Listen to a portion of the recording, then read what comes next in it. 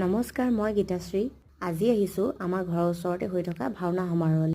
আৰু এয়া চাওকচোন, ইমান ধুনীয়াকৈ শ্ৰীহৰি নাৰায়ণৰ প্ৰত্যেকটো অৱতাৰৰ মূৰ্তি হিচাপে থৈ দিছে।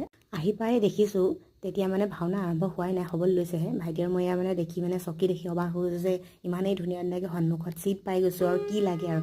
তাতে এতিয়া গায়ন বায়ন গাবলৈ আৰম্ভ কৰিছে। বহুত ধুনীয়া লাগিলে, গায়ন বায়নো বহুত ধুনীয়া গাইছে। আৰু এইফালে সূত্ৰৰ প্ৰৱেশ ঘটিছে আৰু এয়া নাট আনি গায়ন বায়নৰ হাতত দিলেহি। আৰু এয়া শ্ৰীকৃষ্ণৰ প্ৰৱেশ ঘটিছে। শ্ৰীকৃষ্ণৰ ল'ৰাগৰাকী ইমানেই ধুনীয়া অভিনয় কৰিছে আৰু তেওঁ সঁচাকৈ ইমানেই ধুনীয়া লাগিছে। আপুনি নিজে চাওক, সাক্ষাৎ যেন আমাৰ মুখৰ পৰা যেন শ্ৰীকৃষ্ণই ওলাই গৈছে, তেনেকুৱাই লাগিলে আৰু।